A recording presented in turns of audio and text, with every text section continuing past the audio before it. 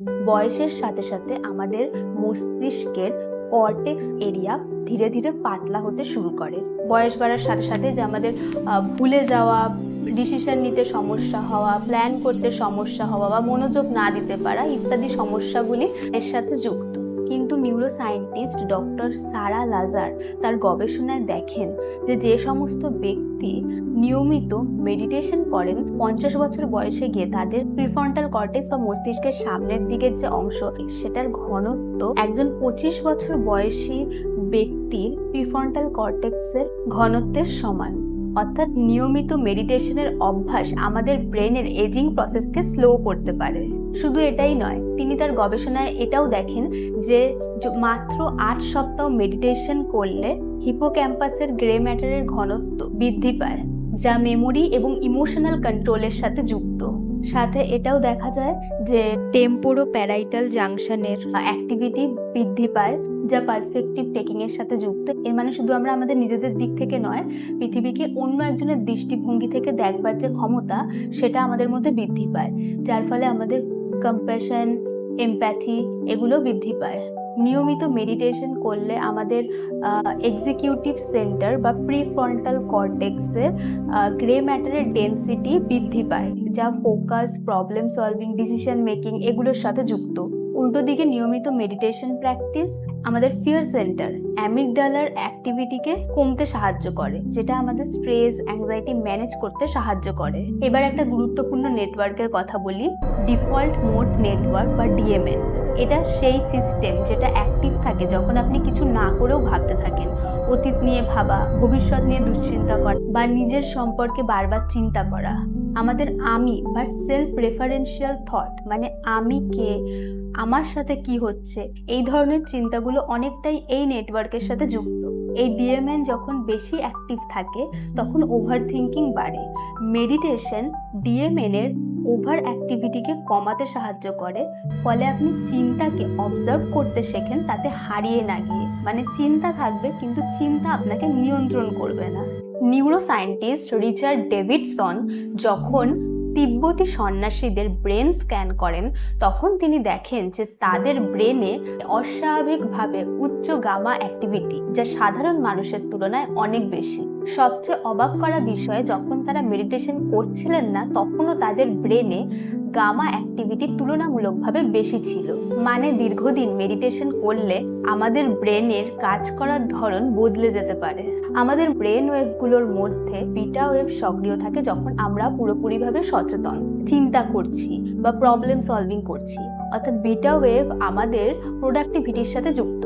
কিন্তু সমস্যাটা হলো যখন এই বিটা ওয়েভ অতিরিক্ত পরিমাণে বেড়ে যায় তখন আমরা রিল্যাক্স করতে পারি না, আমাদের মাথায় চিন্তা ঘুরতে থাকে, ফলস্বরূপ হয় স্ট্রেস, অ্যাংজাইটি। ঠিক এখানেই কাজ করে মেডিটেশন।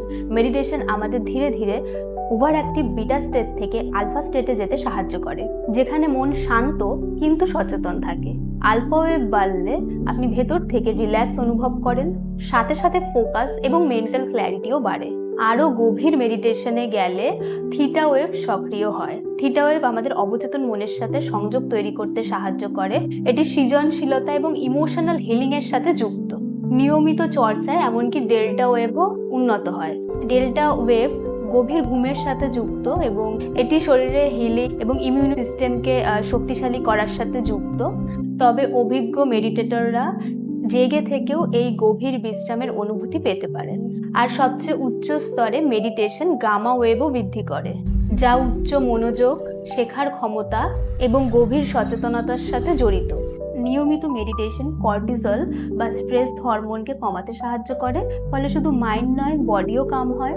এবং কিছু গবেষণায় দেখা গেছে যেটা ইনফ্ল্যামেশন কম করতে সাহায্য করে এবং হেলদি এজিংকে সাপোর্ট করে।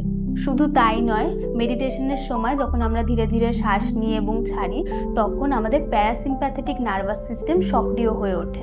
এই প্রক্রিয়ায় ভেগাস নার্ভ গুরুত্বপূর্ণ ভূমিকা রাখে। এটা হৃদস্পন্দনকে ধীর করতে এবং রক্তনালীগুলিকে শিথিল হতে সাহায্য করে, ফলে রক্তচাপ কমতে পারে। একই সাথে এটা ভেগাল টোন বাড়াতে সাহায্য করে, যা এইচআরভি বা হার্ট রেট ভেরিয়েবিলিটি উন্নত হওয়ার সাথে যুক্ত। উচ্চ এইচআরভির মানে হলো আপনার শরীর স্ট্রেসের সাথে সহজে খাপ খাইয়ে নিতে পারছে। মেডিটেশন শুধু মনকেই শান্ত করে না, এটা আমাদের পুরো ব্রেনকে ধীরে ধীরে নতুনভাবে সাজিয়ে তোলে, স্ট্রেস কমায়, ফোকাস বাড়ায় এবং আমাদেরকে আরো সচেতন এবং ব্যালেন্সড মানুষ বানায়। যদি আপনি প্রতিদিন নিয়মিতভাবে অল্প সময়ও মেডিটেশন করেন, তাহলেও ধীরে ধীরে নিজের মধ্যে এই পরিবর্তনগুলি অনুভব করতে পারবেন। মেডিটেশন শুরু করতে চাইলে 5 থেকে 10 মিনিট দিয়ে শুরু করুন। একটা শান্ত জায়গায় বসুন এবং নিজের শ্বাসে ফোকাস করুন। মাইন্ড যখন অন্যদিকে চলে যাচ্ছে, তাকে ধীরে ধীরে আবার শ্বাসে নিয়ে আসুন।